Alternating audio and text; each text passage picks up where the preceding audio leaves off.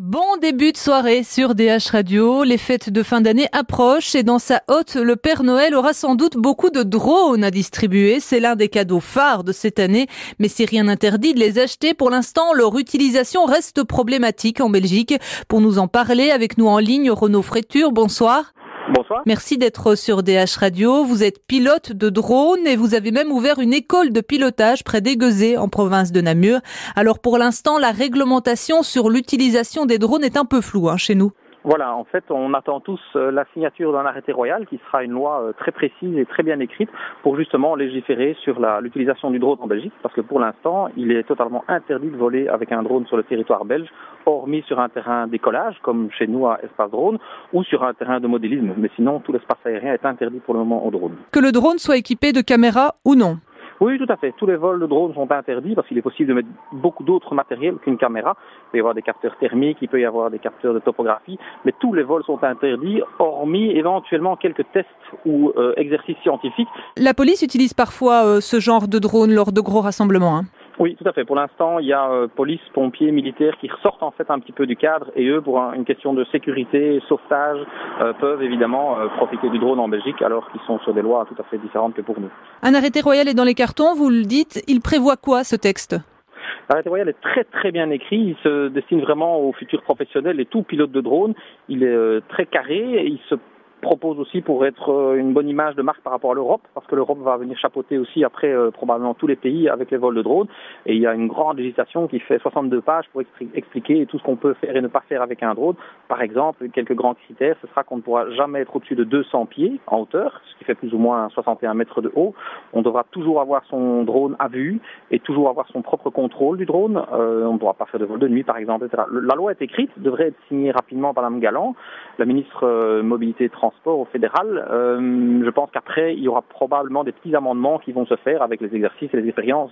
Ce qui est assez bizarre, c'est que la vente de drones est autorisée, mais finalement, on ne peut pas les utiliser, alors qu'on sait que ça va être l'un des cadeaux de Noël phares cette année. Tout à fait. C'est un petit peu comme si vous allez dans un showroom de voitures de prestige. Les voitures font plus de 120 sur compteur et techniquement, on ne peut pas le faire sur l'autoroute.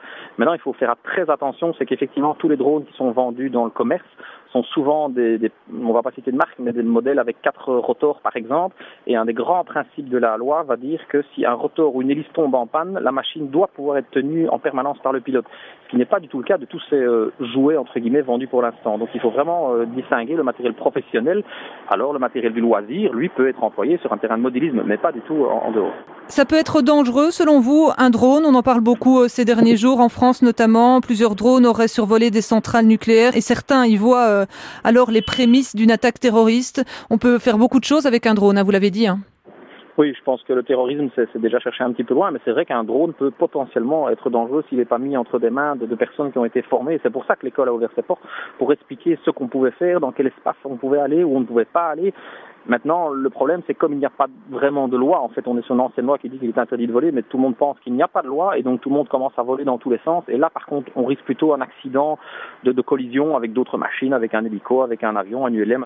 Donc je pense que la loi est importante pour éviter ce genre d'accident. Je pense que c'est très important. Nous, il y a une grande partie des élèves, par exemple, qui viennent chez nous au cours, et théoriques, qui nous disent moi, je vole tout seul, calmement, dans les campagnes, là-bas, je n'embête personne, je suis au-dessus de personnes, pas de maison, pas de rassemblement, mais ils ne se rendent pas compte qu'en fait ils sont dans une CTE, donc dans une zone contrôlée militaire, Beauvechin ou Charleroi ou civile, et donc ils sont encore plus dangereux là où ils le sont. Et tant qu'on n'a pas une loi précise, les gens pensent bien faire. Bon, il y aura toujours des guignols et des cow-boys, mais la majorité des gens qui pensent bien faire, en fait, se trompent parce qu'ils ne connaissent pas l'espace aérien. Et je pense que c'est très important de les former et d'avoir des examens. Mais pour faire tout ça, on est obligé d'avoir une loi, un cadre très strict qui est là. Mais tant que la signature n'est pas apposée, on est tous un petit peu dans les starting blocks.